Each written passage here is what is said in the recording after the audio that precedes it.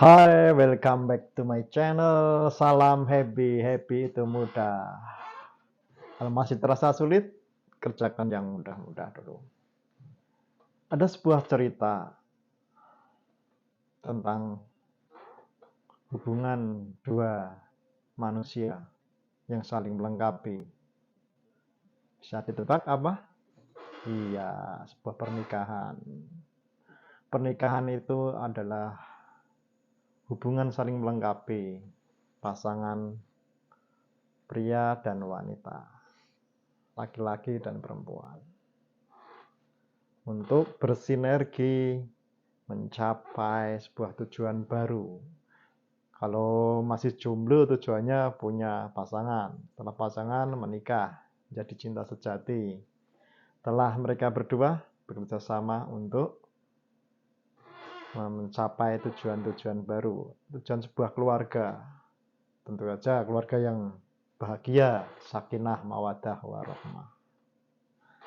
Oke, dalam adaptasi dua pasangan perlu sebuah komunikasi yang tentu saja intens ya, intim, intens, dan wow. Apa itu? Agak serius ini bahasanya. Serius ya enggak sih, karena semua manusia itu insya Allah menemukan jodohnya masing-masing, dan jodoh kalian adalah jodoh yang terbaik siapapun itu. Laki-laki dapat perempuan yang baik, laki-laki baik dapat perempuan yang baik. Tentu saja tingkatkan dirimu menjadi yang baik. Tentang komunikasi ada sebuah kisah. Kisah ini dulu saya dengar dari Bung Andri Wongso. Tahu Andri Wongso siapa? Itu yang SD TT TBS gelarnya. Tahu?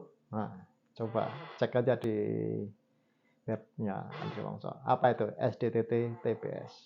Sukses. Terima kasih Bung Andri Wongso. Semangat selalu.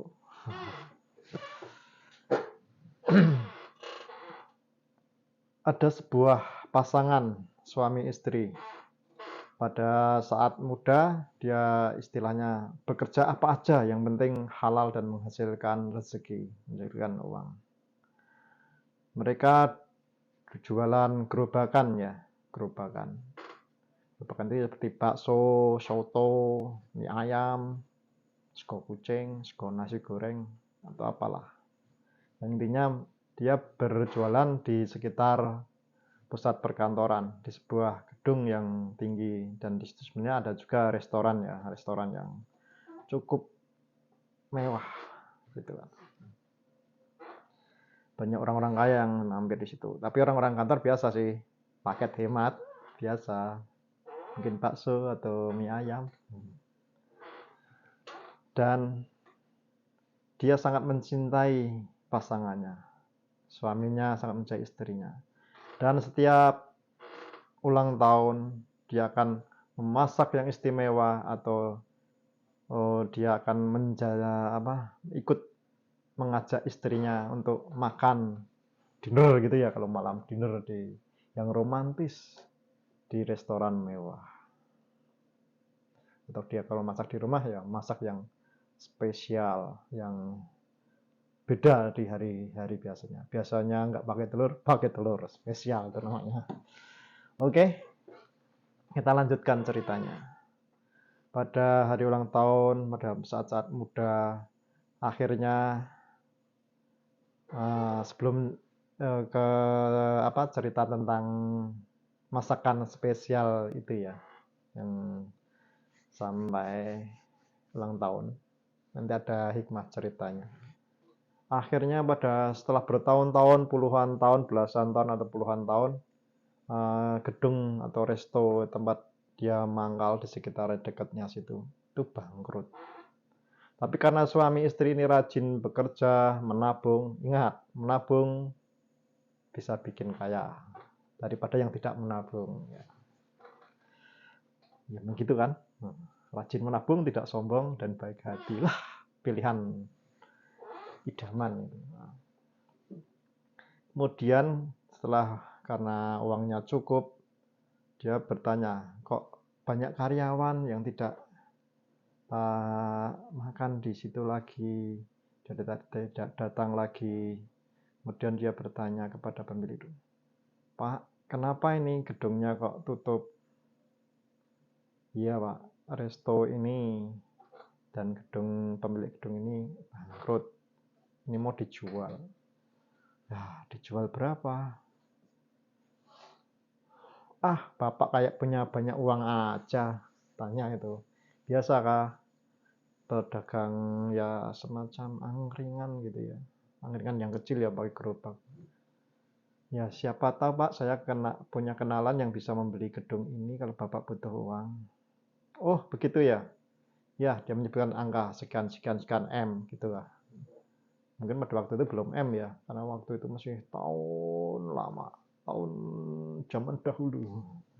Nah, terus oke Pak, saya carikan nanti kalau ada yang beli, ini kan suruh ketemu Bapak. Akhirnya dia berembuk sama istrinya, istriku, kita pemilik gedungnya dan restoran yang mahal itu mau dijual, kasihan karyawan-karyawannya. Bagaimana kalau kita beli aja? Iya Bang, kita tolong mereka. Maksudnya mulia kan, menolong. Nah, terus uang kita, tabungan itu sudah cukup. Kita sudah puluhan tahun menabung kayaknya. Jumlahnya cukup. Dan saya malu untuk bilang kepada yang pemilik gedung itu, kalau saya yang membelinya, tolong cari orang perantara untuk membeli gedung itu. Oh iya, iya suamiku terjayang. Kamu rajin menabung, kita jadi kaya. Terus singkat cerita, resto dan gedung itu dimiliki oleh yang biasanya mangkal di depan situ, bapak ibu pasangan tadi. Setelah itu biasa restonya dihidupkan kembali, karyawannya pada masuk, kemudian dengan upacara semacam peresmian gitu ya, ada pemilik baru, penanam saham baru, owner baru.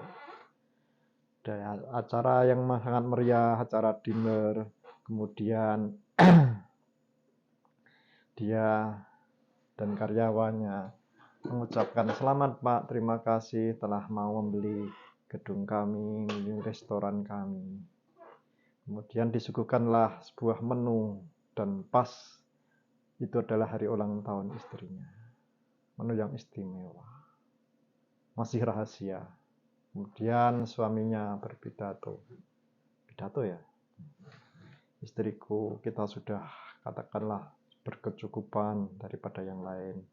Dan kita punya banyak karyawan, mungkin kita bisa santai-santai. Santai-santai. Ya maksudnya tidak seperti dulu lagi. Kita juga umurnya juga menginjak tua gitu kan. Kita bisa bersantai-santai.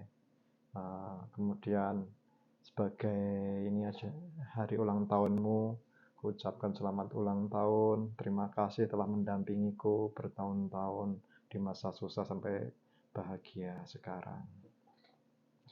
Dan aku ingin selalu menghidangkan sajian istimewa untukmu, dan tahun ini pun sangat istimewa. Dan mereka makan di meja makan. Dan istrinya membuka, apa yang menjadi kejutan ini? Ya, kepala ikan. Istrinya menangis. Kenapa menangis? Wahai suamiku, bertahun-tahun dulu aku mendampingimu. Engkau selalu memberiku makan kepala ikan. Dan sekarang setelah sukses pun, engkau masih memberikanku kepala ikan. Wahai suamiku, apakah engkau tidak mencintaiku? Sekarang giliran suaminya yang berkaca-kaca. Wahai istriku, aku memberikan kepala ikan adalah yang terenak bagiku. Kalau waktu dulu kecil, ketika aku masih kecil, selalu diberi kepala ikan sama bapak ibuku. supaya pintar katanya. Ya, itu mitos ya, mitos atau apa, nggak tahu. Boleh komen di bawah.